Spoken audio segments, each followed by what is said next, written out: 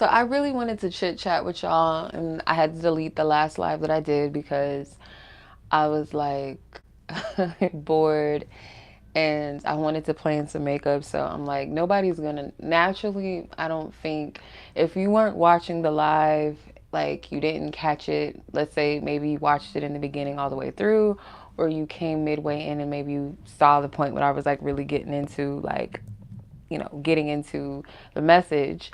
So I did y'all wrong, okay? Like, I feel like I should have just did it at a better time where I'm able to give y'all my full undivided attention and not do like makeup while I'm doing it, because some people are not going to be engaged with that. Like, who wants to sit there? Like, some of us do like watching makeup videos and stuff and watching people put on their makeup, and some people are just like, bitch, really? So I wanted to like just chit chat with everybody and like the collective energies and what I feel is going on. And I did, granted, really have like a pure channel. So that's the only part that I regret, that I didn't save that video. I deleted it, by the way. So that live is deleted. I didn't feel, like anybody wanted to sit through it because I was sitting there doing my makeup, and it's like, okay, like whatever. But I wanted to share what I was picking up as far as like this whole collective energy. And some of you guys have, you validated some of the things that, I was picking up for the collective. And some of us are feeling these things. And I wanted to share the messages that I was getting just to encourage you guys. Because I know, boy, don't I know how challenging this energy is. Like, when I say Mercury retrograde is retrograding, I said this in another video in a reading that we did on Wednesday, and I was picking up, it's an intensity. It's an intensity to this whole thing, like the whole vibe of like, I don't know if it's an aftermath of the eclipse, that the eclipse energy that was here. um and I shared, I didn't want to be like giving too much TMI, but yeah, I'm on my period, so my energy's extra like and heightened and triggered. And and some of you guys, like, if you feel like what is what, you don't know what's what right now, you don't know how to make sense of things, you're feeling confused, let's just say, I'm just going to say this, you don't have all the answers. Like, you don't, and that is okay. That's fine. You don't have to have all the answers. That is not what spirit is saying, like we have to have all the answers. And so another thing that I was, guided to say and share from that initial video that I deleted was, it's a faith walk right now. Like, it really is, because for some reason I just feel like spirit saying like right now is not the time for things to like push forward. Right now is kind of this energy of being in a sense of patience, like being in a place of stillness, being in a place of surrender mode. And surrender really is just an element of trust and saying, you know what, there's not much that I can do right now. Nothing makes sense. I don't have clarity. I don't know which way to go. Whatever it is that's on your heart and on your mind right now, to get to a point where you say, you know what, I'm going to surrender to not knowing, and I'm just going to trust. Like, what good is it for me to try to wreck my brain around certain things and trying to figure out something, or because I'm just getting to, like, I had to be careful of giving readings around this time too, because for me, like, when I'm trying to gather clarity for myself, and I'm not just even just talking about readings, because I don't really like giving myself readings, because that's a tricky thing sometimes, because you got to separate your emotions. You really got to be in a place of where you're not really attached to what's coming through. And one of my best readings that I could give to myself is when I'm just in a place of openness of what spirit wants to say to me, not when I'm like trying to get clarity on answers and this and that. Like, I don't like reading for myself. So I had to make sure that I was in the right space to give readings and stuff. And like love readings, I'm just really just like not in this place of really wanting to deal with love like that. And I had to check myself even on that, because y'all know me. Like, I'm transparent to the point where I feel like it will help somebody. I don't share things from a place of venting, really, because I feel like that, it's not something that's really anybody's business. And sometimes it is for me to heal as well, but a lot of times, like, some things just don't need to be said. You know what I'm saying? But um out of transparency, if you guys watched my last like discussion that I had, like this online discussion or live discussion that I did a couple of weeks ago, and I was talking about how I had to be honest with myself and say to myself, like, you're really not open to receive love. Like, you're really not. Like, you may want it. To want something is one thing, but to be ready for it is another. And I had to be honest, because it's like, if I was to, the love of my life was to come to me today, I probably wouldn't recognize that that's what he is or who he is, because of where the posture of my heart is right now. Is it's in a place of I don't trust. Um, you know what I mean? Like, what's the angle? What's the intent? You know what I mean? So I'm at this place where I'm doing a lot of clearing, I'm doing a lot of healing, and I'm doing a lot of like just sitting with myself in the sense of really checking my receptivity when it comes to just good things in general. Like, it's one thing to recognize good things or to be in a place where you want them, but like I said, to be in a place where you really receive them and you really believe that, because it really comes down to the trust that we have with ourselves. And for me, I'll speak for myself, the place where I trust myself, where I can trust others, or where I'm in a place where I believe that good things can happen to me. Why wouldn't they? Why wouldn't why would it be for everybody else, but why am I any different? Why wouldn't I be able to have good things? Why wouldn't I be able to experience unconditional love? Why wouldn't someone genuinely be interested in me? You know what I mean? So we had to get to those places where we heal. So I don't remember what I was saying, but like, my energy, I just felt, was like very, very like watery, to the point where I'm not sure, like, okay, should I be reading on certain things, right? Certain topics. But then I'll get this burst of energy and I'll be like, no, I'll sit down, I'll do a reading, especially if I'm led to, because sometimes I want to do a reading and it's not time and I won't be able to even channel anything sometimes, or I'll feel like I need to hold off a little bit, so I don't do it. So when I give readings to you guys, especially love readings, I want to make sure that my energy is in the right place and that I'm not pouring my energy into it or projecting my energy. I have to separate myself from the energies, right? And sometimes naturally, if you're a part of the collective, you're going to fall and maybe resonate with it. But I have to be at a complete space where I'm not even attached. Like, I'm just channeling. I'm not thinking about anything. You know what I mean? Like, any outside energy. So right now, you guys, you very well could be in a place where you're clearing. And I said this in the last reading, that sometimes when we set intentions in good faith, good intention, where we say, I want to make this change. I want to initiate this new thing in my life, and I need the motivation to do it. I need the passion to do it. And we set these intentions, and then something will come in that makes it seem like it's going against that thing that we asked for. But in actuality, it's like you're dispelling, you're releasing, you're purging out the things that are blocking those intentions that you set, right? So if you say, I don't want any false connections in my life. I don't want any fake friends. I don't want any enemies, hidden enemies around me, blah, blah, blah. And then you start noticing people showing themselves to you. And you might be like, why is this happening? Well, you set the intention. Or people start dropping off. Or you just start peeping things about people. Or you start feeling uncomfortable.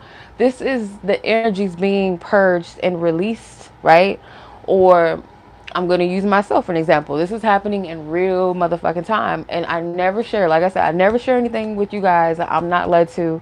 I'm not somebody that likes to just blur all my information or all my personals like that. So if I share something with y'all, I really be like, okay, let me pace myself and let me make sure this is something I should be saying. But me with the whole trusting people thing and opening myself up to receive love, or just being in a place of trusting people in general. Like, and I'm working on that. And it's not to say, and I don't want any of my people, my loved ones, my sisters, my sisters, and anybody to feel offended when I say this, because, and I'm very transparent with my girlfriends as well, where I tell them, like, you know, I've had some really bad relationships with people in general, like friends, and we've probably all had some experiences, right, where, you know, we've been backstabbed before. People are not really who they say that they are, or project themselves to be, and or relationships and stuff. And some of my experiences have been really traumatic, to where I'm like, I have to separate, like, those are bad seeds. Not everybody's like those people. And there was always red flags. There was always something to show me that it wasn't right. And at the time, I didn't honor myself. I didn't love myself enough to set healthy boundaries, or to cut things off when I needed to, right? So when I tell my girlfriends, you know, I deal with mistrust with even friends and like girlfriends, and like, cause you know, women, we could be catty, right? Can be catty, competitive, jealous, you know, fake with each other. And I'm not saying like we're all like this, but just like women, we will experience that sometimes with each other. So sisterhood and all of that is a big thing, and just discerning even in that. So just healing mistrust. Spirit has been really like testing me, and not in a bad way, to where like bad things or bad people are crossing my path at the moment. It's just like things that do appear to be positive, it'll make you question. And it's just like, I don't know, like, am I tripping? Am I being delusional? Because that part of me that is Taurus based, and triple Taurus based at that, can really be too practical sometimes, to where the other parts of me, the Piscean energy in me and the air and all of that in me, that feels like I could get carried away sometimes, and I can get ahead of myself, and I could kind of paint things a little more rainbows and fairy tales when it might be not. And that's past experiences where I didn't use my discernment. So now it's all about using discernment.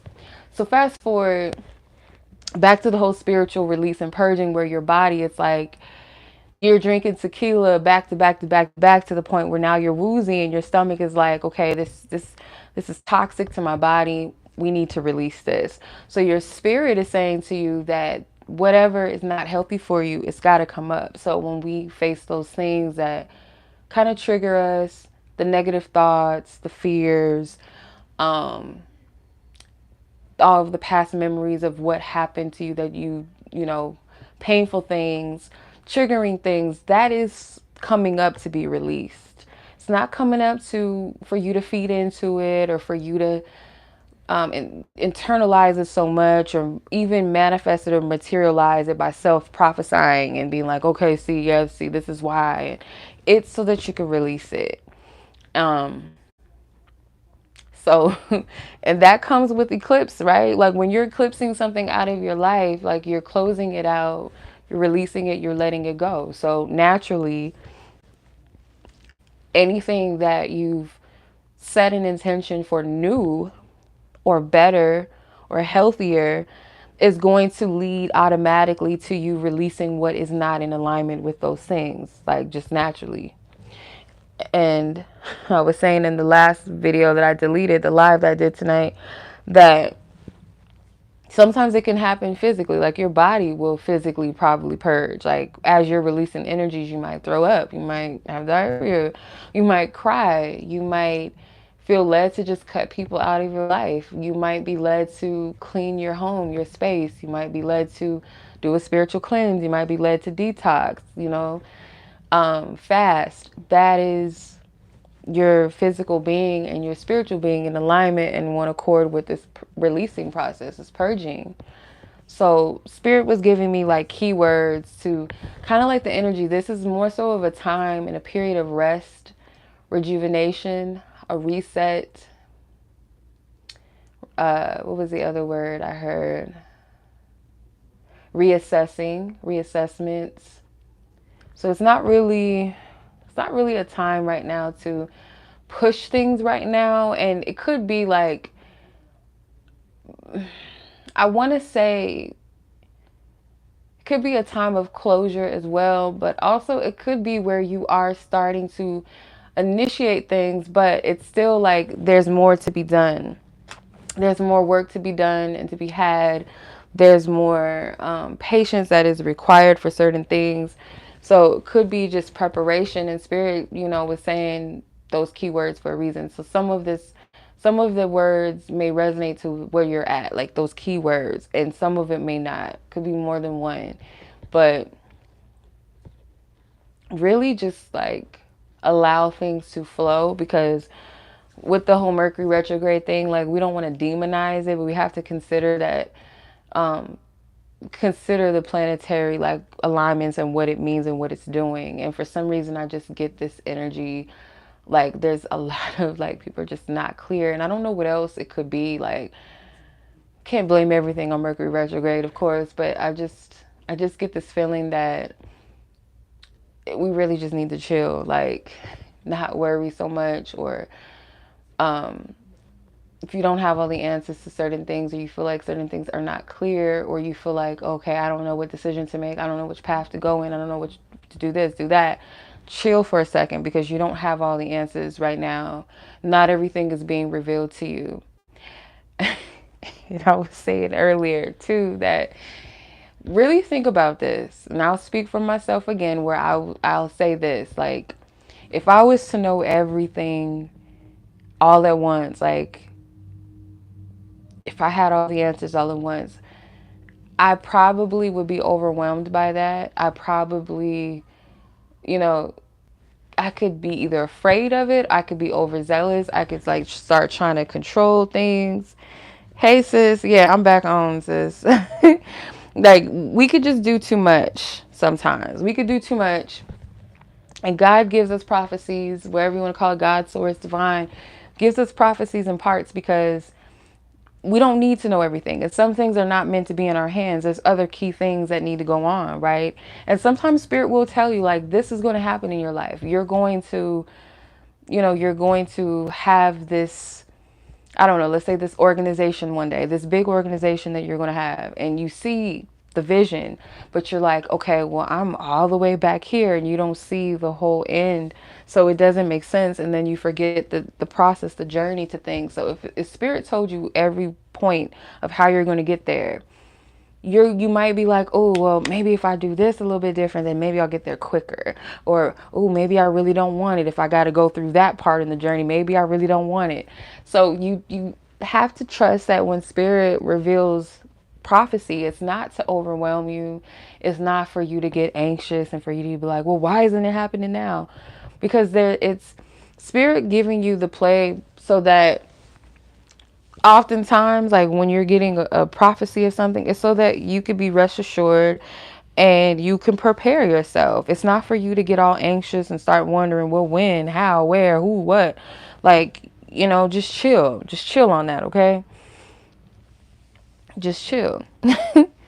And surrender, really, like I said, surrender is not you being weak. It's not you giving up. It's just you saying to yourself, I don't know right now. And I have faith that things are going to align. And this isn't to like operate in that like, passivity. It's more of just recognizing that there's nothing you can do, there's nothing you can do right now, right? And you don't want to get to a place where you get complacent and be like, okay, well, just do nothing and don't live, no. Live, be present in the moment, because if you're too focused on the future, or you're afraid of something that has yet to happen, or you're too concerned with what has yet to even happen, you might not do anything, or you feel like, oh, well, I'll do this when, but you don't want to be in that position, because when you're just living your life, oftentimes when you're just present in the moment, you're going to fall into alignment naturally, because you're in a place of receptivity energetically. When you're in a place of where you're constantly calculating all of your moves and, oh, I won't do this unless the tarot tells me this, or unless I see this sign, or unless you're not present really. And when you do see a sign of synchronicity, when you're present, you'll know it because you're in alignment. So you'll know it's something, or you'll just naturally just like act upon something because you're present, you're there. You know what I'm saying? Like you got to hone in on the energy in the moment because you're present, you're clicked in. But when you're too ahead of yourself or when you're in this place of fear, you're not going to move, you're not going to act, or you're going to overanalyze, you're going to second guess. So just chill on that. Just chill. What was another thing that was coming to me? One of the videos I posted earlier, I don't know which one, I did like 4 different videos. The self-love one, it was like 3 other love readings that I did. They're like little mini readings. They're not over, some of them, I think one of them was like 12 minutes. The others are no longer than 10 minutes. One of those readings, I picked up on this bird. It was the picture of the bird. It was like red and black. And I looked up the bird that I was seeing in that card, and it was the mask. It's called a mask crimson tanager. Hopefully I'm saying that name right. And I was led to look up the meaning of the bird, and the bird does represent like, power and strength, new beginnings, connecting with our ancestors. So that might resonate with you. And then the song by Nelly Furtado, I think it's called Like a Bird. And then I was also seeing, like, I kept looking at my my lotion, my Dove lotion bottle while I was doing that live. I kept looking because I was, the live where I was doing my makeup, and I deleted it. Anyway, where I was looking at that bottle and I was hearing like the dove, peace, representing peace, a message of peace. And I said, okay, well, that's what my name means. And so, I'm here to bring your message of peace. Like, whoever needs to hear it, like, just chill. For real, just freaking chill. It's okay. You don't have to think too much into this right now. And I'm just really getting like, we don't have all the answers right now. Like, don't jump to any conclusions. Be okay with like what is what right now. Like, okay, take it for what it is, but don't over analyze things. Don't try to figure things out to the point where you stress yourself out, because that means you're doing too much. When you're stressed about something, when you're anxious, that means you're doing too much, or your energy's not sound. You're pulling yourself out of a place of peace. You're not present. And I know that some of these messages may be triggering to hear, because I remember when people would say these types of things to me at times where I was like spiraling, where I was panicking, where I was in fear, where I was in a negative headspace, these messages would trigger the fuck out of me. And I'd be like, you're talking foolishness. You just out here, like, you're talking mysticism. You're talking woo woo. Like, I'm not trying to hear this. And that's because I was in a low vibrational energy. So I couldn't comprehend what they were saying. It triggered the fuck out of me. I didn't like hearing it. So sometimes I don't understand why people get upset with me when I say certain things on these videos or these readings. And I'll be like, I'm not saying anything bad. Like, I'm speaking like words of encouragement. Like, why are y'all mad? It's because of the vibrational energy that sometimes that we can get in when we're not in a positive, like, when I say positive, it's not saying like you have to be fake and everything is rainbows and sunshine. But when you're in a place where all you can think of is negativity and woe is me, and you're in that pessimistic place, that is a mental hell. Like, you literally feel like you're trapped in this dark space, this dark portal, and that's a spiritual hell, literally. So when you hear someone talking from a energy standpoint or speaking words that are more uplifting, it will trigger you. But naturally, it's going to trigger you. You're not going to be able to like take it in because you're not in that same space. So it feels like whatever they're talking about is foolishness, or it's unrealistic, it's unachievable. It's easy for you to say that, you know what I mean? Like that will come up. So another thing too with the 9 of Swords, where Spirit was showing me the tarot in my mind's eye. I'm seeing the tarot cards that is depicting the energy that we might be in. So I was seeing the 5 of Wands to the 6 of Wands. 5 of Wands doesn't always have to be competitive energy. It doesn't have to be like you warring against others and others warring against you. Sometimes it could be you warring against yourself and the different aspects of you that you're battling. When you overcome those parts of yourself that you're battling, you have that victory with the Six of Wands.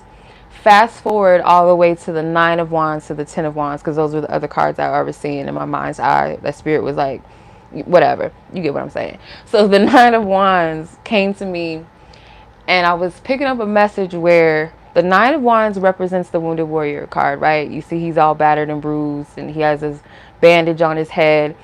And I missed this symbol, but the bandage on his head can represent sometimes our mindset, our wounded mindset, and that I've been through this, I've been through that, I've been through the ups, I've been through the downs. What's different this time? Is it going to last? Like, I've been the victor before.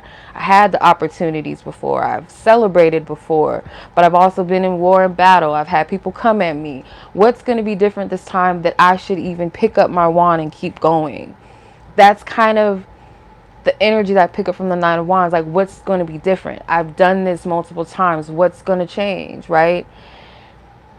When you have that courage and the tenacity to pick up and keep going in spite of the ups and the downs, the good, the bad, the ugly, you do have to push through that sometimes, that fear. And then when you look at the Ten of Wands, if you look at that depiction, like the Rider-Waite depiction rather, he's carrying the wands in front of his face. He's, instead of carrying it over his shoulder or on his back, he's carrying it in front of him. That's like an awkward way to carry sticks or whatever, wands, wood, whatever, right? So sometimes we can be so blinded by our oppression and by our past experiences, that it's hard for us to see our way to our destination. Hey sis, hey Ashley, I'm glad you tuned in too. Hey, we could be so like burdened by our past experiences, and I wanted to include our victories, because sometimes we'll be like, well, yeah, in the past this good thing happened but it didn't last long, or yeah, I made it through that but it didn't last long, this happened to me and that happens. If you look at the journey of the wands, right, pretty much every journey within the tarot, you're going to have the good, the bad, and the ugly. That's life. That's the journey. That's just life. So being overwhelmed by all of these wands, he can't see the houses in front of him. He can't see his way home. So another thing too, like the houses, for me, when I see like houses as symbolic meanings, spiritual meanings, or prophetic meanings, could represent the heart, house, the home. Home is where the heart is, right? Your heart. Matters of the heart, things that matter to you, things that you care about. Could also represent your foundation, your family, your upbringing. It can represent comfortability. It can represent privacy, things that are sacred to you. So, and it can also represent a place of destination, the place of which you're seeking, like your pursuit of happiness, I'm getting. So sometimes we can't see our way because we're too blinded by carrying these things. And that's why Spirit is saying, like, you gotta master that. And not from a place of feeling pressure, but it's inevitable. You just gotta face it.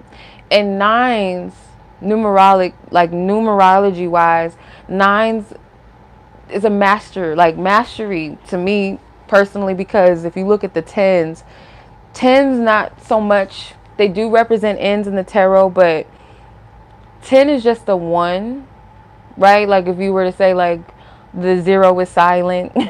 So it's just the one. And then 11, because some people say that's a master number in numerology, or life path numbers is a master life path. But technically 11 is just a 2. 2 ones is equals 2. So the 9 to me, I feel like is high master level and of completion.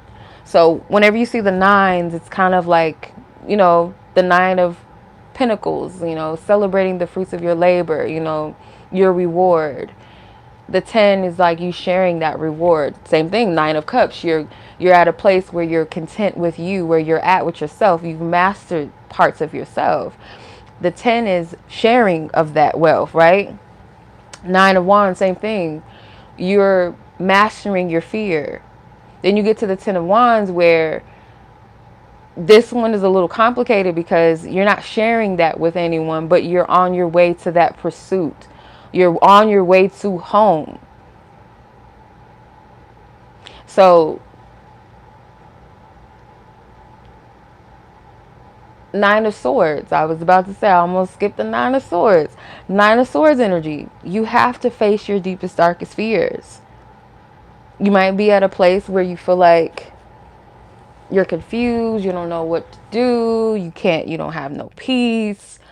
You're overanalyzing, you're overthinking things, or all of these triggers are coming up. And it's not to say like, see, this is what's going on. This is what's happening. Like, it's more so from a standpoint of this is coming up so that I could finally eclipse it and close it out. And then the 10 of swords, from the way that I'm picking up the energy, I don't have any cards in front of me. Like, spirit just showing me the cards. Like, if I was like a tarot app and you just hit shuffle, that's what's going on in my mind right now. Like, as I'm doing this.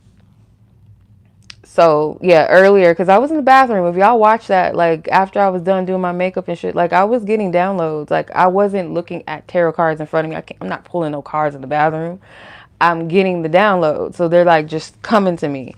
So the 9 of swords was one of the cards that spirit was showing me, like the energy that some of us might be in.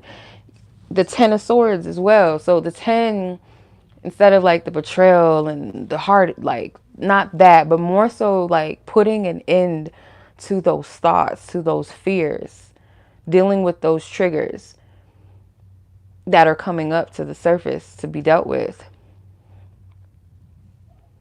And it's the said, like, especially if you set intentions for new energy, or to be in a state of, better, you know, a better mindset, or better health, or whatever the case may be, or to welcome in good things. Spirit is going to like bring to the surface the things that are the opposite of that, the things that are in the way of that, and showing it to you. Sometimes it's going to come in a way that feels very uncomfortable.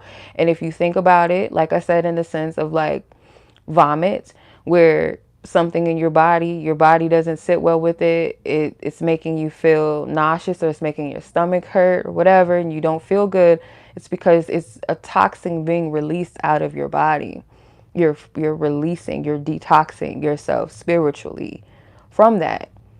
So all of the thoughts that I would have around, oh,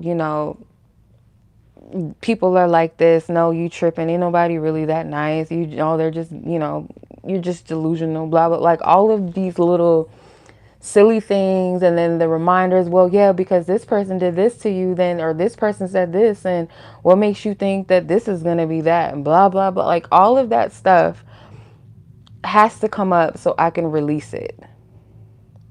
Because it goes against the very thing that I said, or set intention, or prayed for. It's the opposite. It has to go. So in the beginning of the message, like what I was saying, where it's one thing to want something, but it's another to actually be ready for it, in a sense of, when I say ready, not saying that you have to be perfect. It's not about perfection, but be receptive, be open to it. Be open. Because sometimes we ask for things prematurely, like we're not ready for certain things. We'll say we want like a new car, but we got like an old car sitting in the garage that don't even work, and we haven't even gotten rid of it. Like it's in the way.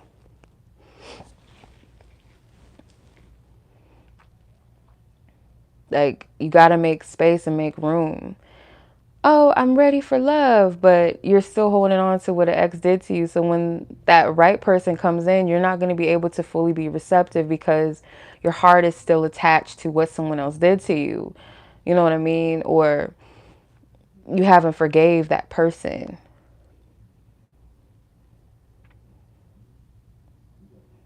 You want a stable relationship, but you don't bring stability. You know what I mean? Like, And this isn't to come in, like, we just gotta be real. Like, you know what I mean? Like, if you know that within yourself, I'm just gonna use this as an example. Let's say you're a jealous person. Jealousy in the most toxic way. Like, everything makes you jealous. You're insecure. And you're saying you want a faithful partner. You want somebody that is stable. They have a good, good head on their shoulders. They got a good mindset, happy person, blah, blah, blah. But then you're not bringing peace. You're bringing drama. You're bringing jealousy and childishness. Like, you're not, no. You're not in the place of, that's not being in an energy of receptivity. You're just not. You say you want a good man, but you're still attracted to somebody that's, cheating on you, knocking you around, don't even give you the time of day. They don't want to spend time with you. You know what I mean? Like, they're not showing you anything healthy, but you say you want to get married, you want a healthy relationship. You will get rid of that person. They're not that. You know what I mean? Holding on to the wrong things. So Spirit is going to call things out as they are so that you can release it. It's up to you whether you do it or you don't do it. But, when you ask for certain things, you have to make room. You have to prepare yourself to receive. And sometimes we can ask for things and already be in a place of receptivity, but it's just a matter of timing and just allowing things to flow. And that's where being present comes in again. Being present will naturally lead you to where you're supposed to go because you're flowing in the moment. You're not too ahead of yourself, or you're not falling behind. You're not worried. You're not stressed. You're not forcing. You're not trying to control. You're not trying to run from it or whatever. You're just in the flow. You're present. You're living. So you can't miss it. It's not gonna go past you. Nothing that's meant for you is going to pass you by. It's never going to.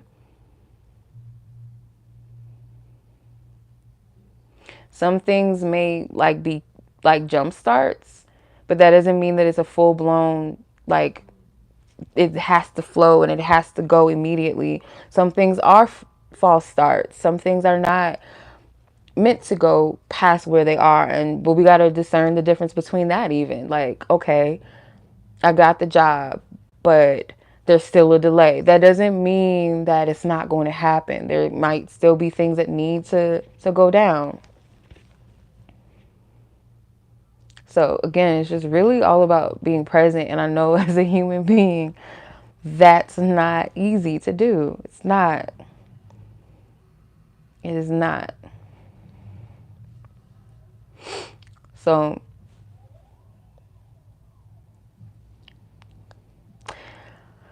so it's just I'm trying to make sure I'm getting all of the messages in because I deleted that live. I just was like, I didn't feel like anybody was really engaging in it like that because I'm doing my makeup and nobody's going to want to sit through that. Some people, not everybody, but some people may not want to sit through that. And I was just like, dealing with body, just dealing with myself. And I was just like, I'm deleting this. I'm doing too much. And so I feel like I owe you guys one, especially for those of you that you're supposed to receive the message or receive what you need out of it at least.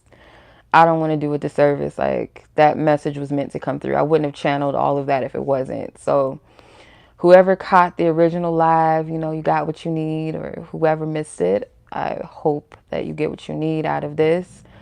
I can't remember why I brought up the Cinderella thing. I don't remember, but oh, so kind of jumping back into where we question things and we question whether something is too good to be true because we're used to the bad. And I was saying how Cinderella's story is actually really relatable. And I've been sitting on this live discussion for a minute, and that's just sometimes how me and Spirit work. Like, I have to experience certain things first in order to really give you guys a true backstory, true testimony of things, and in order to make it make sense. Because we can share experiences and stuff, and then sometimes things will just come, not always through experience, just, it doesn't always have to be that way. But when I do these live discussions, it does take me a minute to actually get to them because I'm living life, and then I find that certain things that I'm going through or experiencing, or might even just be learning lessons, just living life, that it correlates with these discussions and these things that Spirit is saying to talk about. Cinderella has always like been a favorite, and I feel like it's cliche for like, some women to be like, oh, I love the movie Cinderella, it's my favorite Disney movie. It's one of my favorite. I won't even say it's my top. For some reason, I just resonate with the story of Cinderella. I don't know why, but I just do. And I want to share why it's such a relatable story, or fairy tale rather. But just even with that, like, Spirit was relaying to me all these different downloads. And then when I go to California and I meet this woman that legit, her name was Cinderella, and me and her just clicked. And then she was within herself, she was a synchronicity within herself. Like, just meeting her was very synchronistic.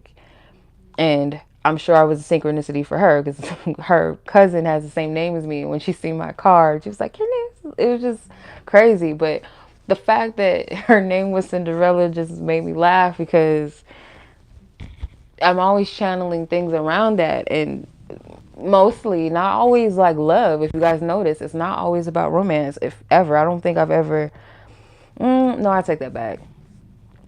I think I did a reading in the past where I said something along the lines of how Cinderella stood out to the prince. Like, it wasn't, she stood out, and I would like to think it wasn't so much because of her looks, because there was other pretty women there, but I feel like it was her energy. And he doesn't know that she was, like, kind of like a servant to her stepmother and her stepsisters. Like, he wouldn't know that. I feel like the energy, right? But as far as everything else, what I was getting, like, I'll channel messages around Cinderella, and it's always around the clock, timing. It's always around that clock. If y'all notice, timing, divine timing, and divine opportunity, a window of opportunity. And we can miss it if we're not present, right?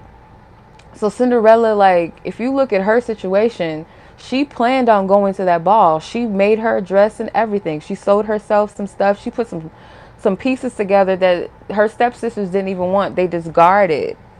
So she was making a way out of nothing, and in good faith, just being like, I'm gonna make me a little dress and I'm gonna go.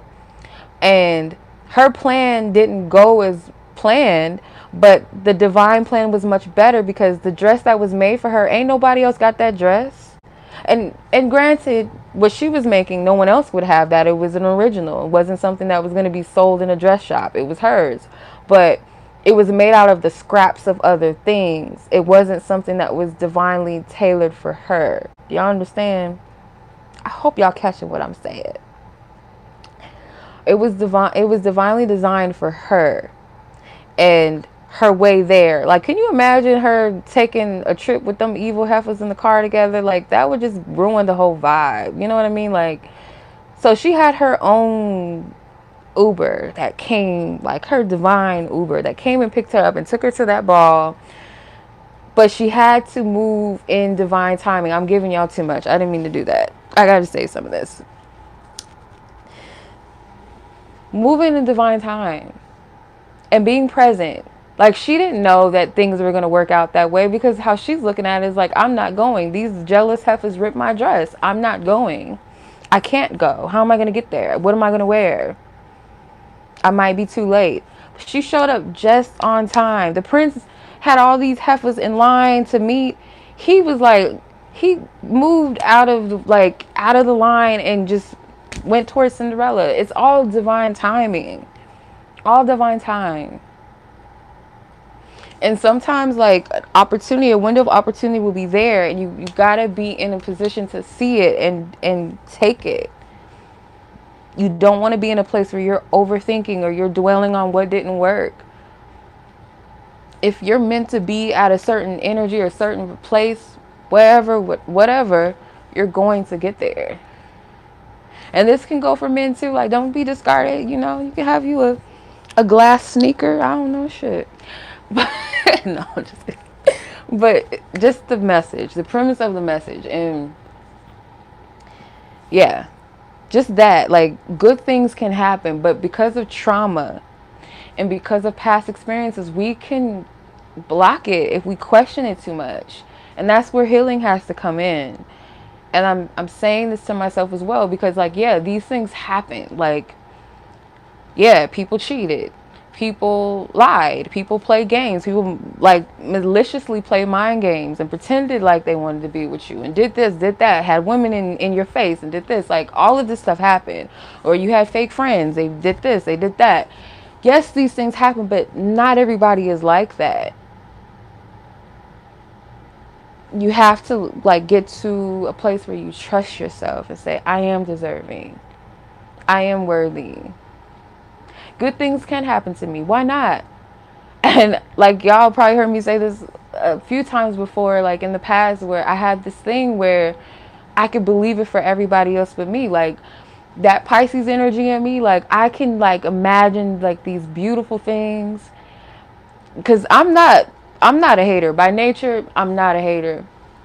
I can look at people in healthy relationships and hear their stories and be so inspired by it and like cry, even like tear up or cry or share it with somebody, send it to a girlfriend or something.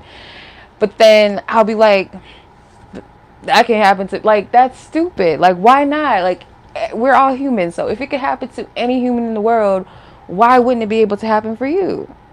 Why not?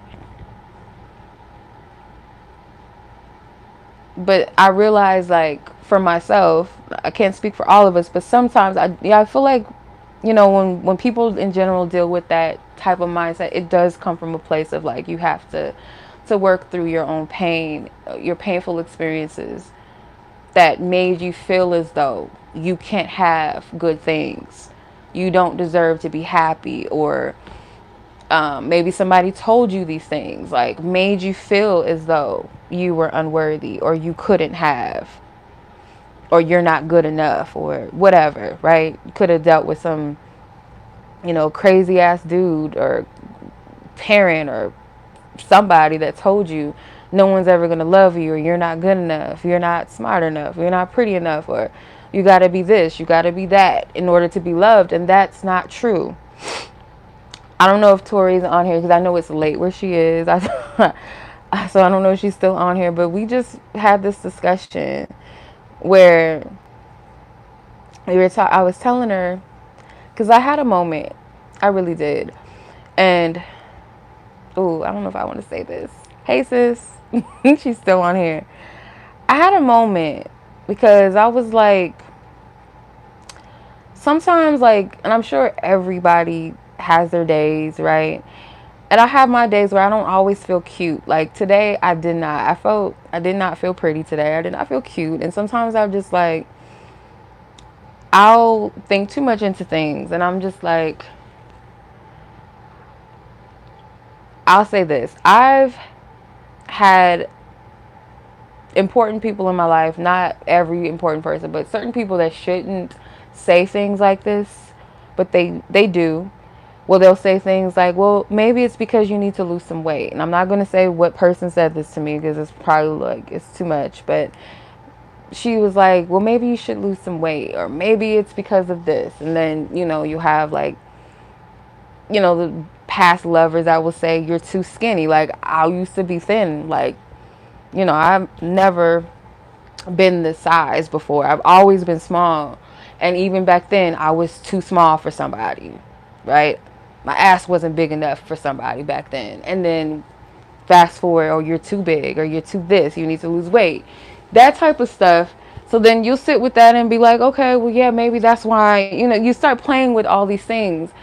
And me and Tori were talking about types, and, you know, and I was saying, oh, well, you know, maybe I'm just not certain people's type, or maybe that's why I didn't work out with this person, because maybe I wasn't thin enough, and you're looking at maybe what they're into, and then you start projecting that onto yourself, and you start going into that spirit of comparison, like, okay, well, maybe he didn't want to talk to me because I'm not that size, or I'm not that complexion, or I'm not this, or I'm not that. And you start getting into all of that stuff, and you start beating your own self up. And I said this to her, and I was like, you know what, when I really sit with it and I really think of it, types sometimes are really just built off of our superficial desires.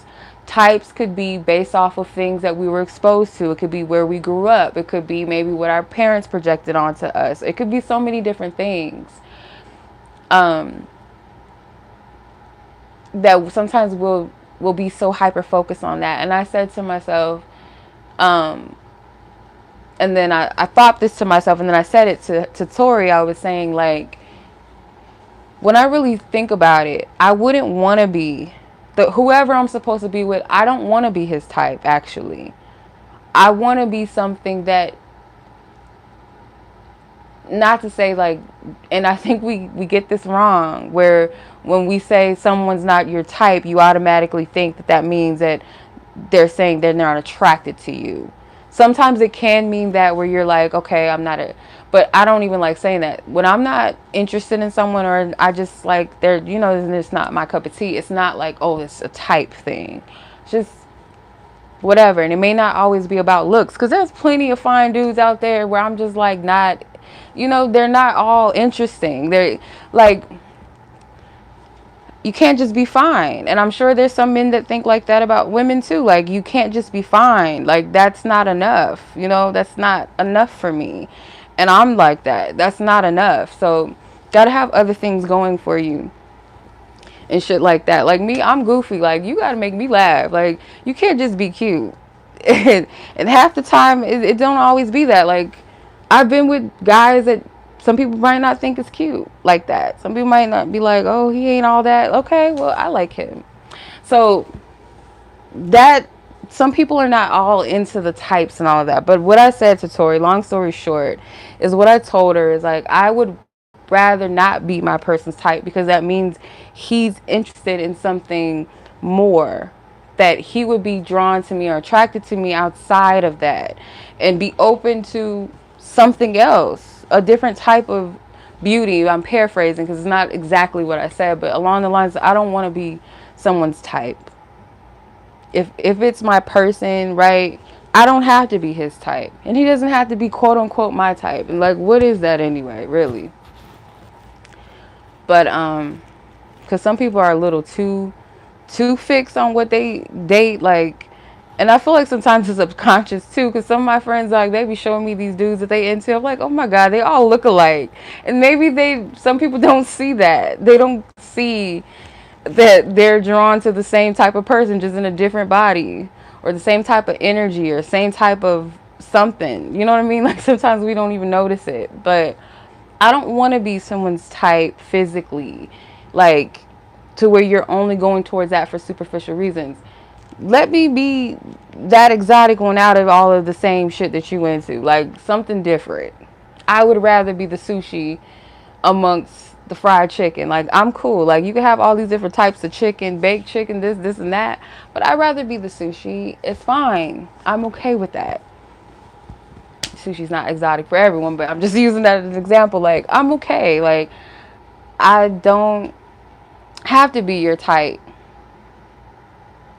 As long as it's like a genuine connection and you're attracted to me, you know what I mean? Because sometimes, like, we don't really even know, like, because we haven't experienced everything. We haven't seen every type of beauty there is, right? So when you come across something that you never seen before, it's like, okay, that's beautiful. I don't want to look like a Kardashian or what everybody else is trying to aspire to look like. That's okay. So I told her, like, I would get into all of that all the time, and I would go through my little spiral moments of thinking this and thinking that, and oh, this happened to me in the past, and he told me he only likes this and that. Like, I got over all of that just by just telling myself, you know what, I don't want to be somebody's type. I want to be something different for them, and them be drawn to me genuinely because they're drawn to me energetically, spiritually, physically, emotionally, all in one, not because of a look or just this type of something. I don't want to be put in a box of that, if that makes sense. Something a little more deeper than that. So, yeah, we have those days. Like, we're human. Like, and I had to say that to myself. Like, you know what? I'm human, and I have my moments, and I feel like this is like the clearing process. So, I just said all that to say, like, it's really just sometimes, like, when we ask for things, we open the floodgates to the vomit, and that's okay, because that means we're clearing, we're preparing our spirit for what we're asking for. So if it's a healthier being, healthy life, healthy whatever, you're making space for that. So not always is it that the triggers are a bad thing. They're usually just there to navigate and show you, like, what is not, sound to your spirit and what needs to go, you know. But yeah, like, your good sis over here, I have my days. Like, I'll pick myself apart. I'll, like, and sometimes, like, that within itself can tie into the whole self-love thing, because when you love yourself from different levels, because I feel like self-love within itself is a journey too. To love the skin that you're in is one thing, but to love your mind, to love your heart, and there might be things about your mind that you don't like, and you can always fix those things, correct those things. It might be things that you feel like you could do better, but you love yourself enough to say, it's okay. Like, we have our days, but we can't pick ourselves, like, apart. We can't talk to ourselves like that, like, say things like we're stupid or we're not good enough. Or, and another thing with self-love too is, like, why wouldn't good things happen to you? And yes, we're not perfect beings. We've probably done things that we're not so proud of, or we feel like we're subject to bad karma for certain things. But I truly believe that when your spirit is, you're in a spirit of repentance. And I'm not talking about, like, spiritual, like, religious repentance. I'm not talking about just the term within itself. The word repent is to turn away from something, not do that. So when you made peace with certain things about yourself, in spite of your past, because you're not supposed to hold yourself to your past. So when you've repented and, I don't do those things anymore. I'm not that type of person. Those things are wrong. I acknowledge that about myself. You've cleaned your slate. So for you to still constantly hold yourself and say you're not deserving and you shouldn't have this, because I would say, like, my love life must be cursed, because back in my, like, day where I thought I was cute and I thought I was this and that, like, I was doing the most. So maybe that's why I don't have nobody. And I would just say all of that. But I was young. Like, I didn't know nothing. I didn't love myself. I didn't know the value of who I was.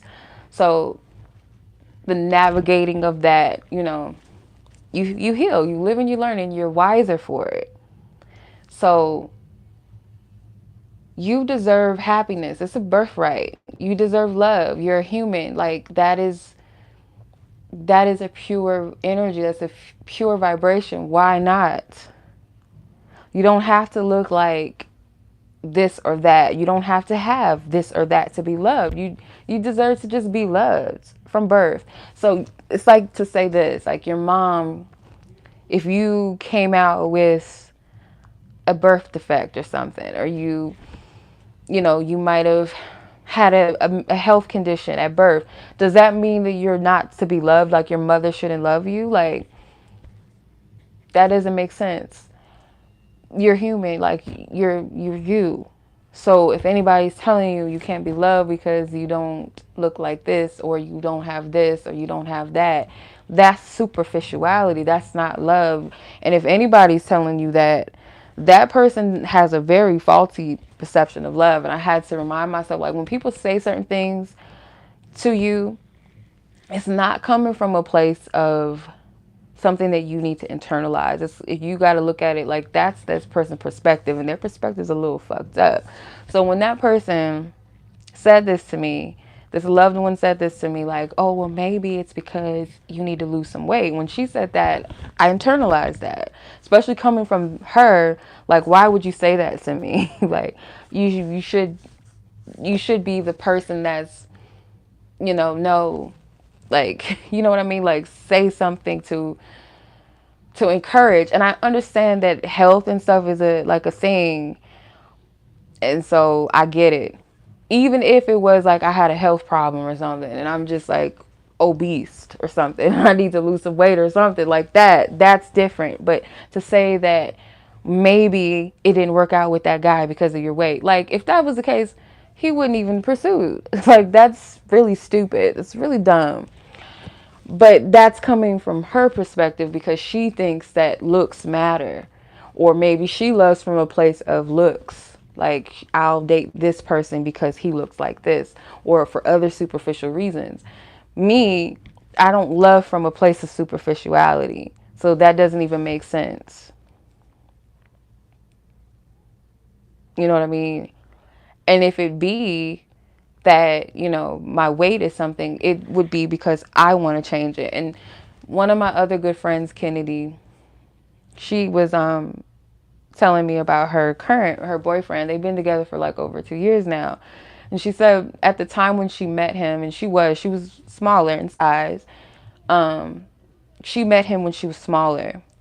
And then kind of over the years and stuff, she had went through like her own little thing and she had gained more weight. And she was like, my boyfriend, he never ever made it a point to talk about my weight. He's never pressured me to anything. When I would talk about like certain things that I would like to do with my body or certain things I would like to change, he's never once said, oh yeah, you need to do that. He's always been supportive of me. So when she said that, I was like, because he genuinely loves you. He genuinely loves you. And she's beautiful in every side. So it's, and not just physically, she's a beautiful person. Like she has a beautiful heart. She's, you know, she's her one of a kind self. So you don't have to do all of that. Like you don't have to do all that. And another thing too, me and Tori was just talking about like the whole BBL thing and how some women were saying like they wish they would have never gotten it. I was watching this one woman and she was saying how I think she was from London or something, but she was like the guy at the time that he liked a particular like Instagram, IG chick or whatever, that I guess popular IG model or whatever. And she went and got her body done to look like that woman. And then later on, he was like, I'm not into that no more. And now she's stuck with that body and she's not even with the dude. So you can't do that because that's not going to earn you love. It's not going to earn you anything. And not even just looks. The wrong person is not going to appreciate things. Like, I'll tell you this. When I was trying to play house with my daughter's father, like when we were together, I would do all this stuff, like stuff that a girlfriend should not be doing. Like, this is stuff that you do for your husband type stuff. And I would do all these things to like, make him stay at home more or to spend time with us and all this stuff. And that for the wrong person, that shit don't mean nothing. It means nothing. And sometimes too, like you got to be careful of the gaslighting because they'll tell you, oh, I want a woman that cooks and cleans. I want a woman that's shaped like this. Like I said, one moment I'm too skinny for you. And then the next one I gain weight. Now I'm too big. Like, you know what? You're never going to please a person that's not for you. And again, you don't want to be loved from a place of superficiality. It's not going to last. So you can suck dick like you're a snail or something. I don't know, or a vacuum cleaner. You could like have the most amazing head game, but if that person doesn't genuinely love you or genuinely respect you, it doesn't matter. You don't sell yourself for love. You don't have to pay for love. And when I say pay for love, not generally speaking, and some people do, you don't have to pay or buy someone's affections or attention. You don't have to sell yourself. You don't have to lower your standards or your morals for that. If it's not that person, it's nothing that you can do to change that person's heart or mind about you. It's just not them. So why waste your energy? Easier said than done because I've been there and I've done that. And if it's not trying to gain their love, it's trying to gain their like. trying to gain their attention. And I've been there, done that too. And there's nothing that you can do to change that. If a person doesn't hold the capacity to love you, then it's just not, it's not them. It's not for you. The person that is for you is not going to hold you to superficial standards and superficial expectations. Like, sis, like, not the wet emoji. I'm telling you, like, you could do everything the best. This person could say, like, you're the best in that, but still cheat on your ass. And they could really genuinely be telling you the truth. But because they don't have it in them to love you, they can't give that to you. I don't understand why we hold ourselves to that sometimes. Like, women, we be doing the most. We be changing this, changing that. I did this and I did that. Like, no, no. The person that loves you, I'm telling you, it can't be bought. It cannot. It can't. You can appreciate certain things. Like, there's a difference between appreciating, like, the fact that your husband does this for you, or your wife does this, or your partner does this for you, or does that. That's one thing. But, like, to make that the standard to be loved or to earn someone's love, that's not real. It's not. It's not real. Like, I'm like this. I can appreciate nice things. Like, shit, I'm Taurus in my chart. I got Libra in my chart. Venus energy all day. I like nice things. But I'm also, like, cool. Like, shit. I put it like this. We can go to a motherfucking expensive art gallery and have a good ass time, or we can go to a hood spot and have a good ass time.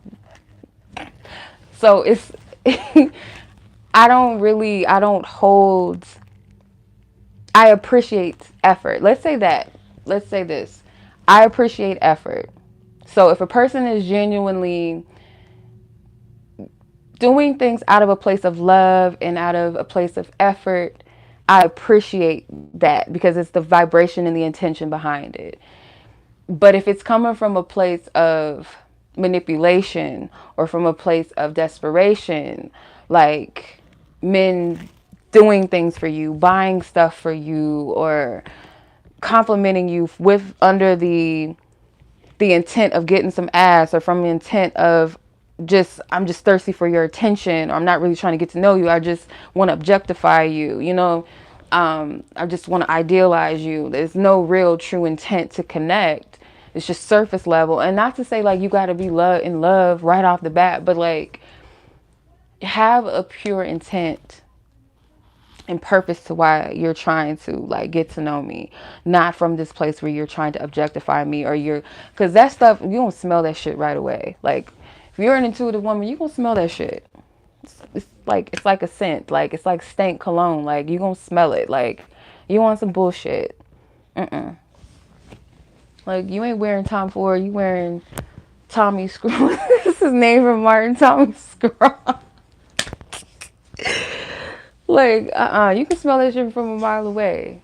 So, effort is different. Like, authentic connectivity, authentic love, it's not based off of what you can do for a person, what you have, what you don't have, which that's not love. It's not.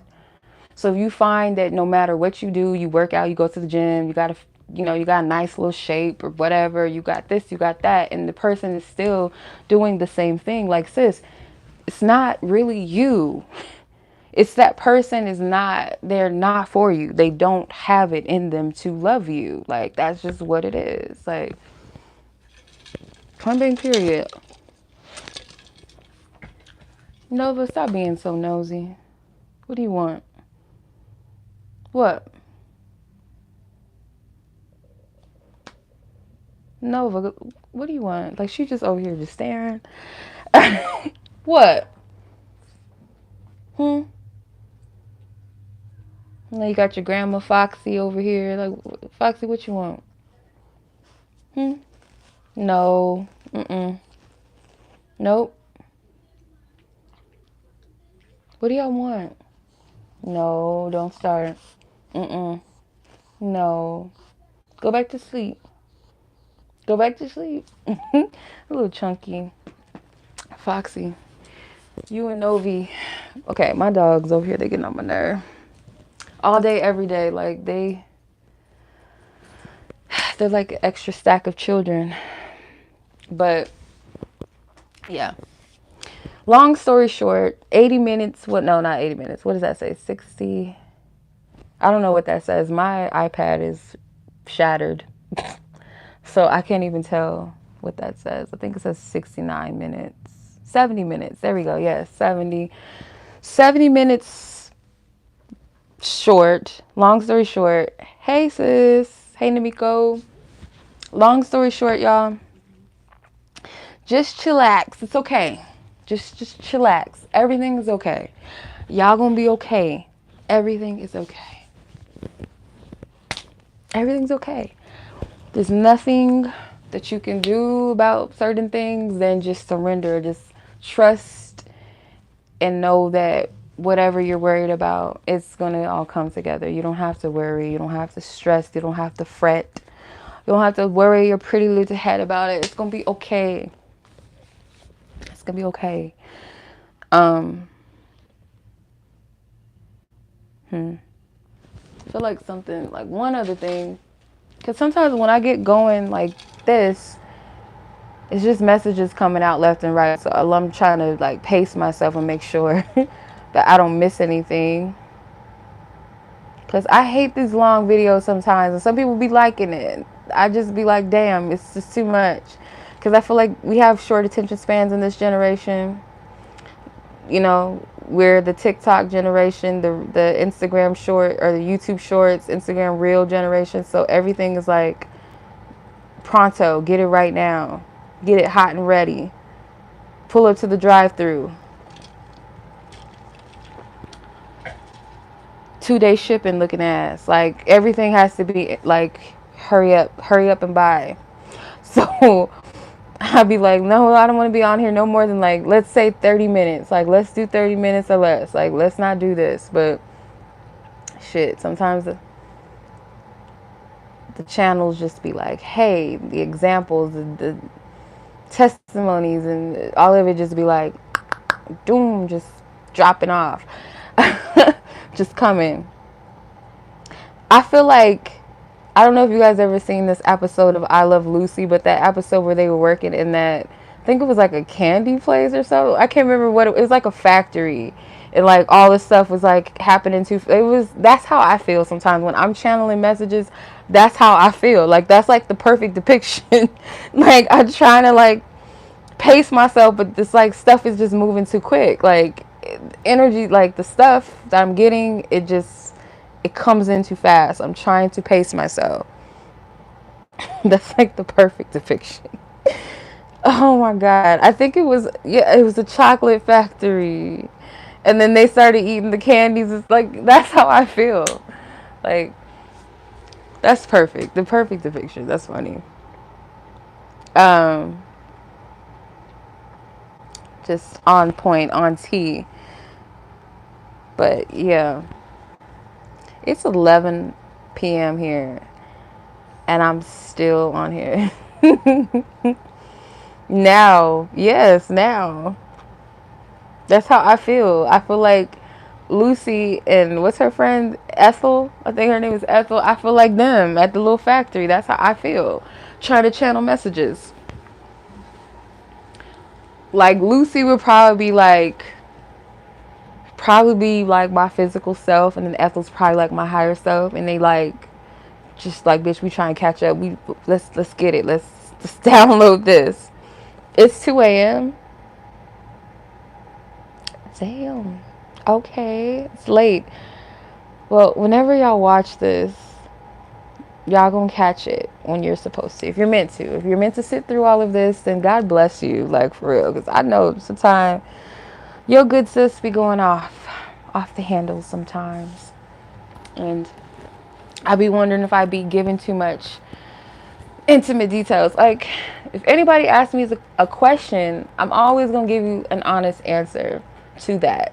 But some things I do not feel comfortable sharing. But if anything, If I'm led to, I know it's for a good reason. I know it's like meant to help somebody or whatever, you know. So,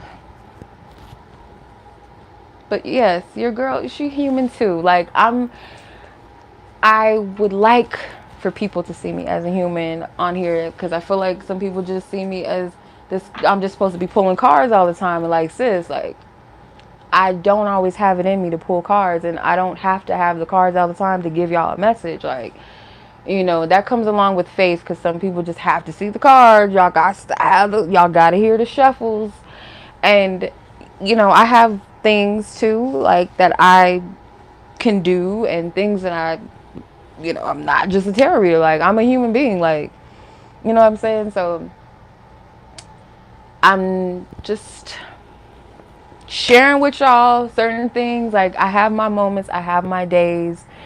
I feel this energy with y'all. You're not alone. And it's gonna be okay. It's gonna be all right. It is. It's gonna be okay. We can be human. We can be normal.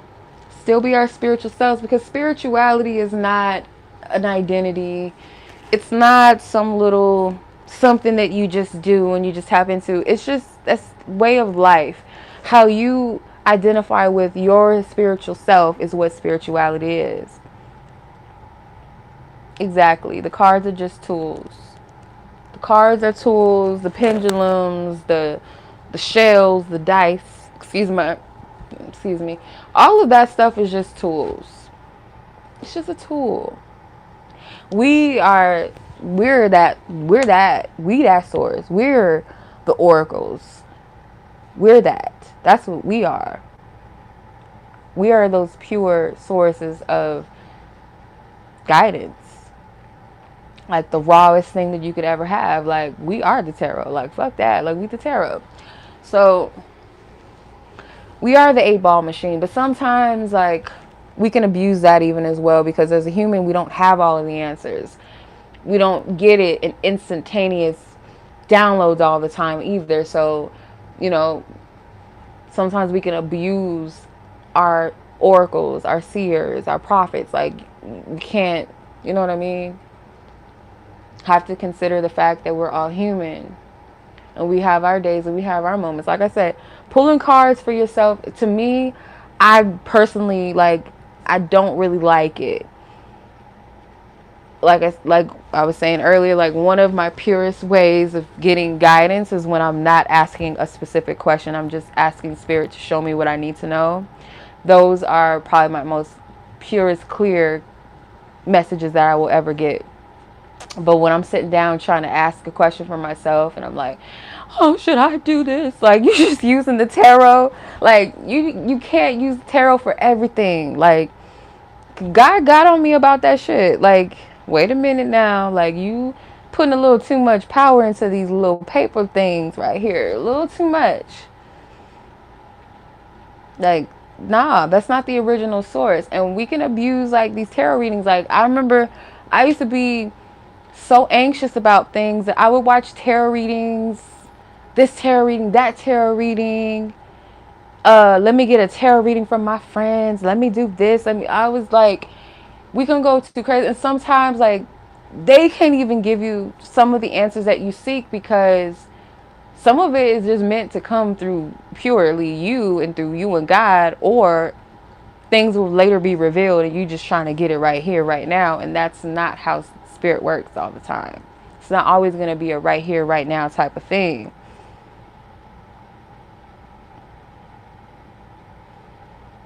Yeah, it happens, because we gotta, like, for one, when you're pulling cards for anybody, including yourself, most importantly yourself, because you're less attached to what you're getting for other people than you are yourself.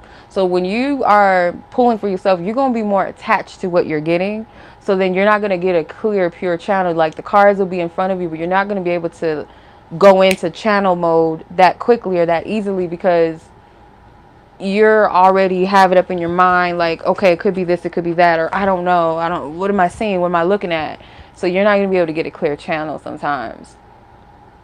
Sometimes maybe you will, but you got to be in a place where you're not attached to it because it's not going to make sense to you. You're not going to be able to flow and read as easily as you would for somebody else because you're not attached to what they got going on. Even if it's like your sister and your sister's like, oh, my boss is getting on my nerves.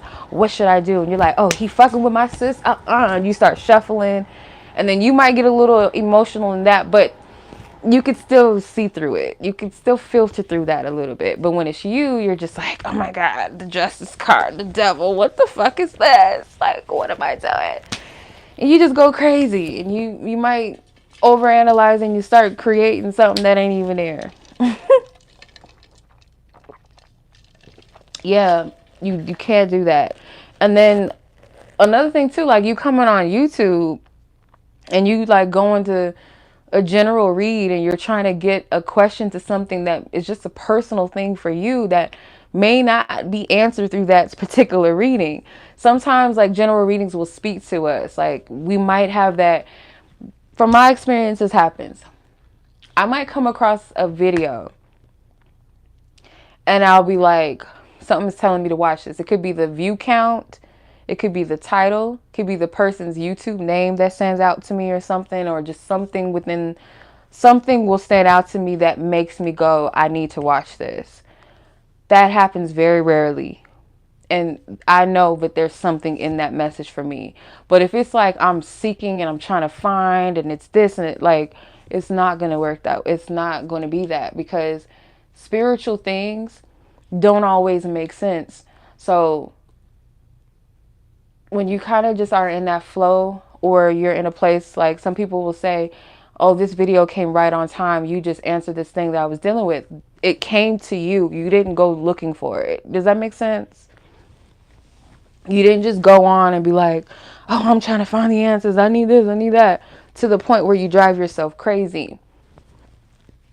And that's why when I do my lives, I pray only those who really need clarity. And if you're giving me that, like you're sending them to me and I'm being sent to them, only those that are meant to, like, I'm open. So when I do like those lives where like my mini love reads or my happy hours or whatever lives I do, or I might do a free reading through a live, or I might do like payment, especially with those things, I always pray that only those who truly need my guidance or whoever God wants to use me to speak to, allow them to be the ones that like come through. I don't want just everybody paying for a reading from me. I don't do that. I don't believe in that because not all money is good money, and I don't want to touch everybody's energy. Like, nah, I'm good. Like, no. So I will specifically set the intention that only those who are meant to, and this is not something I've always done because I was so ignorant. And when I say ignorant, not like stupid, but I was so like unlearned and so anxious to help people that anybody that came to me for a reading, I was giving it to them. And some people I would get burned by, and I would attract some people, not all of them, but I've had some experiences where people were like batshit crazy, very disrespectful, did not respect me as a messenger, did not respect spirituality. They're those skeptics, or they're those people that want to hear what they want to hear, or people that are like kind of mentally off a little bit, scammers, people stealing money, like not paying me my money. Like I was too open. So as time progressed, I would have to set intentions like I gotta be more discerning, and I only want to track those who are, meant to receive the message and who I'm supposed to speak to. I don't just want anybody or everybody coming to me, and I don't want everybody's money either because I don't want that transaction with that type of energy or that type of spirit. You know what I'm saying? So, yeah, no. No. Mm-mm. Miss Nova, what do you want? Why are you staring at me? Can I help you? What you want? What's your medal?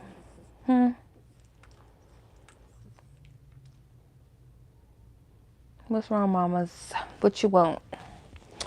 Yeah. So,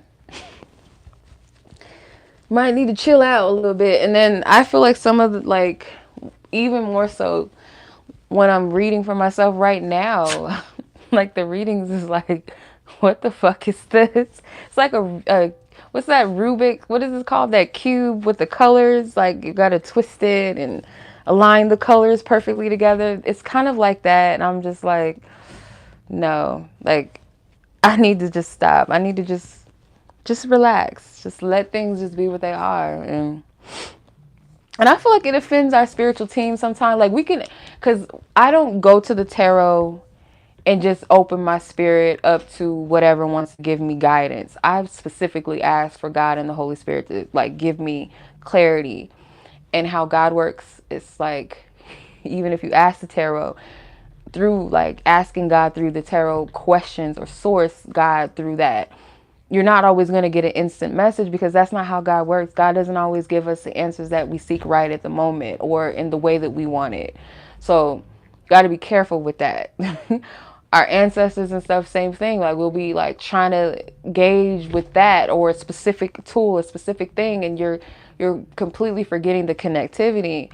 And sometimes it's just as simple as just going direct. Like you don't got to do all that extra stuff. Like yeah, the tools are there for a reason, but one of the most purest sources, like ways, is to just communicate directly to your spiritual team. It may not come in the way that you're asking, may not come right away when you're asking it. Like I said, like everything is not an 8-ball machine. Like it's not just gonna come when you shake it up and just like, I need an answer. You know what I mean? Like, no. We could be spiritual brats. Well, why would the universe do that to me? Why would my ancestors tell me that? Because, sis, listen, like, everything ain't on your time. Like, it's not. You ask your parents for, like, I don't know, you ask your parents for something and they might say no. There's probably a good reason why they're saying no, right?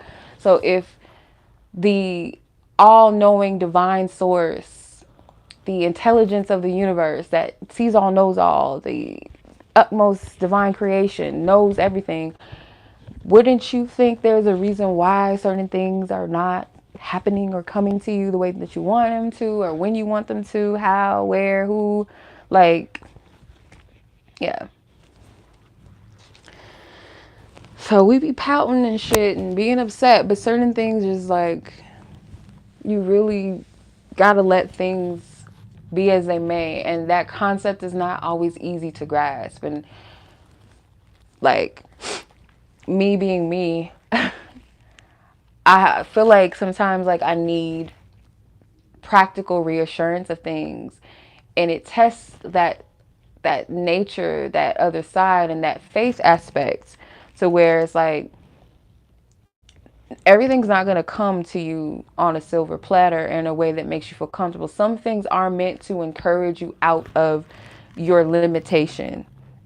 And we got to thank God for that, because when we want to stay in our comfortability or in our little bubble of what's safe and makes sense to us, we're not growing or we're not evolving. We can miss out on experiencing a lot of things by playing by that game. So a lot of things that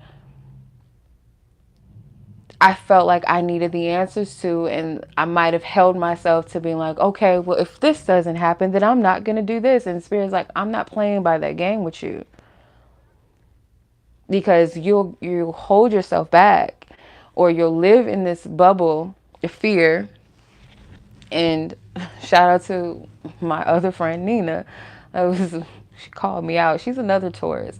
Us Tauruses, I'm telling you, like, we gonna tell you what you need to hear, and it's not always gonna be pretty. And she doesn't understand that I get the delivery. Like sometimes I'd be like irritated by it, but she doesn't understand that I understand her delivery. And she's like, I'm sorry if I sound like I'm mad at you. I'm not. Like, no, I get it, because I'm the same way. But sometimes I'm a little more softer with, not soft, like where I don't give it to you as it is, but where I will express it to you almost like I'm talking to, let's say, a child, where I'm not yelling at the child, but I'm speaking to them in a way that they understand that it's coming from a place of love. So I feel like, that side of it. But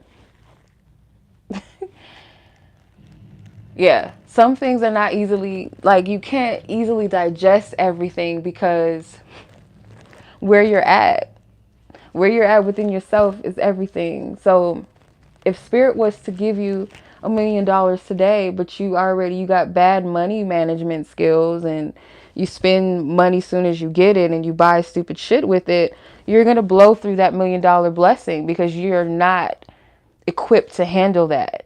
You're not learned in money management skills. You don't know how to do that. So why would spirit give you that blessing right now if you're not going to do well with it? Why?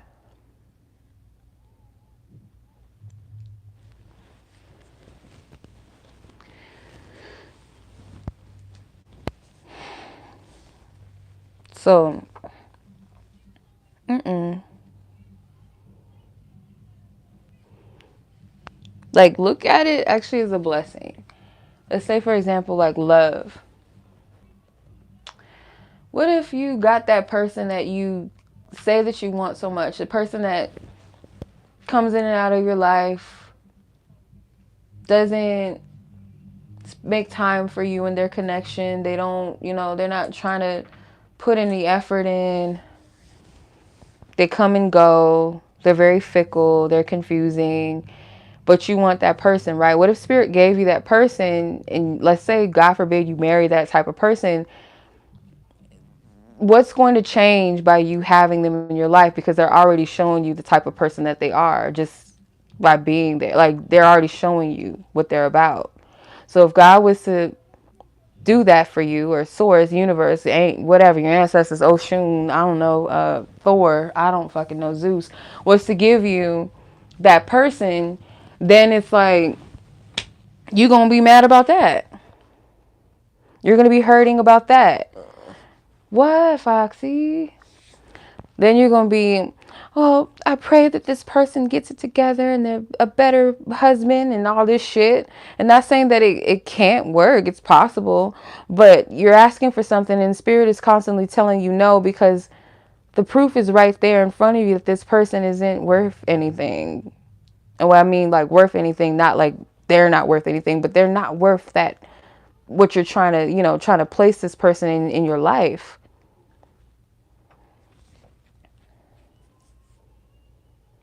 Or like the other example I used earlier where you're asking spirit, oh, I want my person, I want my person, I want this, I want that, I want to be in a relationship, I want that. But your energy, where you're at, for one, you're not in a space to really receive that person. Maybe you still have, like the example I used earlier, jealousy issues, where this person can't go nowhere without you thinking they're doing something. You want a good partner, you want somebody that makes you happy and someone that brings happiness and peace and stability in your life, but you're making them miserable because you think they're cheating on you every 5 minutes. Like, spirit is not going to do that. That would be unfair to that person to even come into your life and you're not ready for them.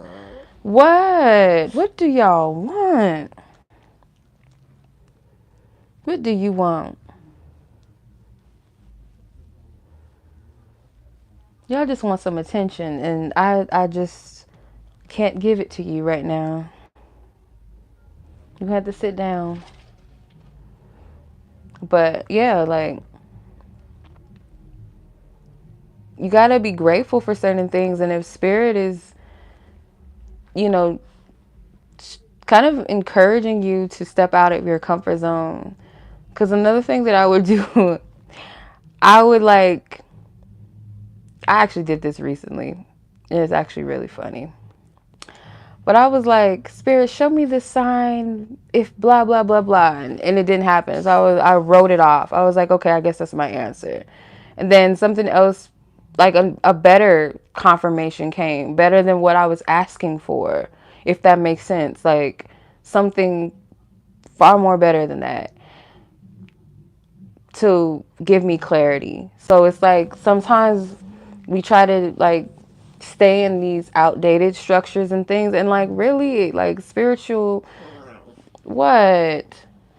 connectivity and all of that is like, it's really a trust thing. Oh yeah, that was another thing that I almost slipped my mind. In the live that I deleted tonight, I was mentioning how I kept seeing 1101 all the time. And 1101 reminded me of the scripture, Hebrews 11:1, where it says, faith is the substance of things hoped for, yet unseen. So, meaning like faith in something that is not made, it hasn't been made manifest. It's not something that you physically see, but it might be something that the substance of something that you hope for, meaning it's something that you sense within your being, within your spirit, something that you're maybe seeing in a vision, or something that you can visualize, but it has not materialized physically. So it's something that faith is a substance, meaning it's an essence, it's a something that you hope for, but it's not yet made manifest in the physical, if that makes sense. I hope I explained that well. So, what do you want? Who is you talking to? You growling at me? What? What do you want? You guys already been outside, so I don't know what you could want. What? Okay.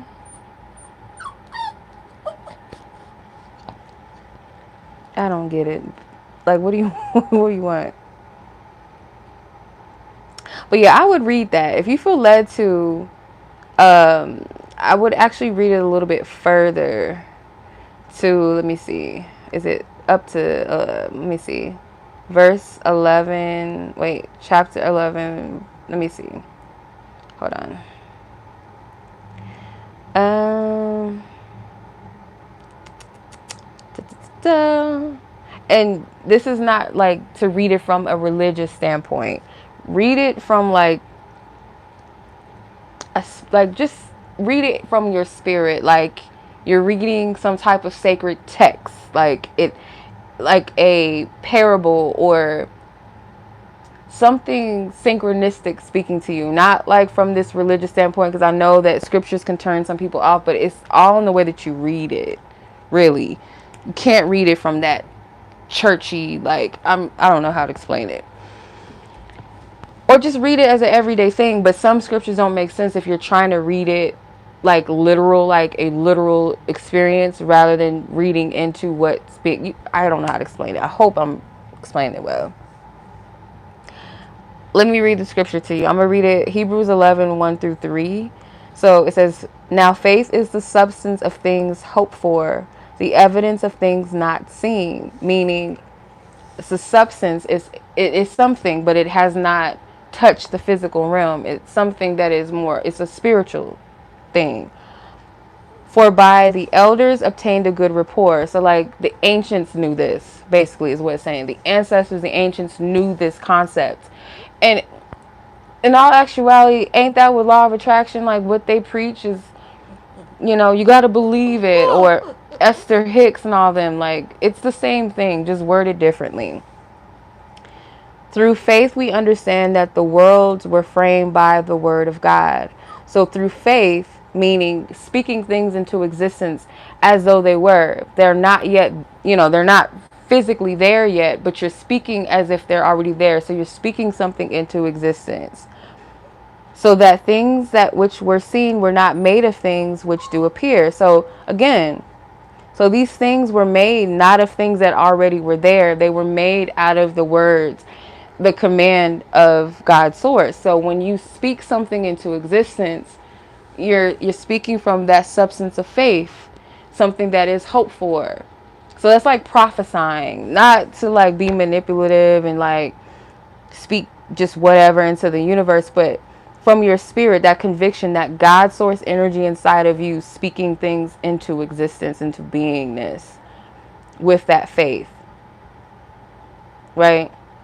It's not, oh, I speak into existence what I can already see. No, you're speaking in existence what is not in this physical realm. Your spirit is in your spirit, if that makes sense. It's already something that is conceived inside of you, but you're speaking life out into the universe.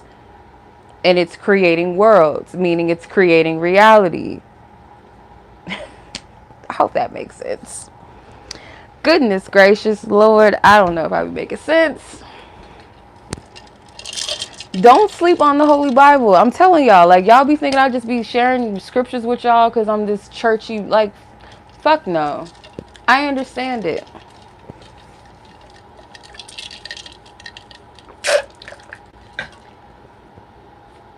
The Holy Bible is oracle within itself. Trust and believe when I tell you it is very powerful. But anywho,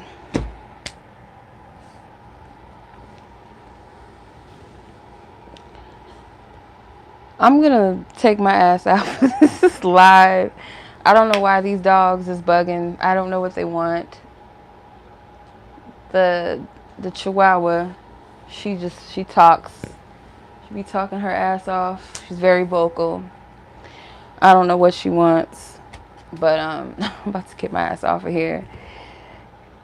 Probably go to sleep because it's 11:44 here. 11:44 p.m. So happy Saturday for some of you.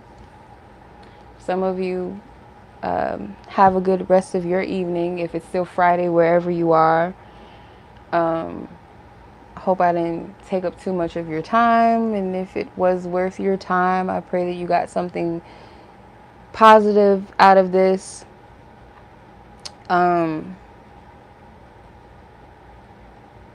Yeah. Yeah, sorry about deleting the other live. I just was like, no, this ain't it. But I was like, you know what? That was wrong, Chenoa, because there was things that people needed to hear in that. But I feel like I didn't miss anything because I shared it here and then some. So, hey, yes, having faith. Yes, yes, indeed. And then there's another scripture to go along with that. I don't remember. I think it might be an Isaiah scripture. I can't remember though. I'm not sure. Don't quote me on this. But walking by faith and not by sight. Like, you have to walk by faith and not, meaning again that faith is the substance of things hoped for yet unseen. So, and it's not saying to be delusional. Because this is the thing about, like, when you're tapped into like spirit and God, you know, like when something that it's like something planted inside of you, there's a strong conviction. So when you're having faith in something, it's not like you're just going off of the handles and being like, oh, I'm gonna just manifest being a millionaire, when your spirit is not trying to manifest that. Like, your spirit, like your being, that God source energy in you never said nothing about you being a millionaire. God source energy may be telling you to start some type of organization for children with special needs or something, and you don't know why you feel this strong conviction to believe in it. It's because it's something inside of you that God planted in your being, in your spirit.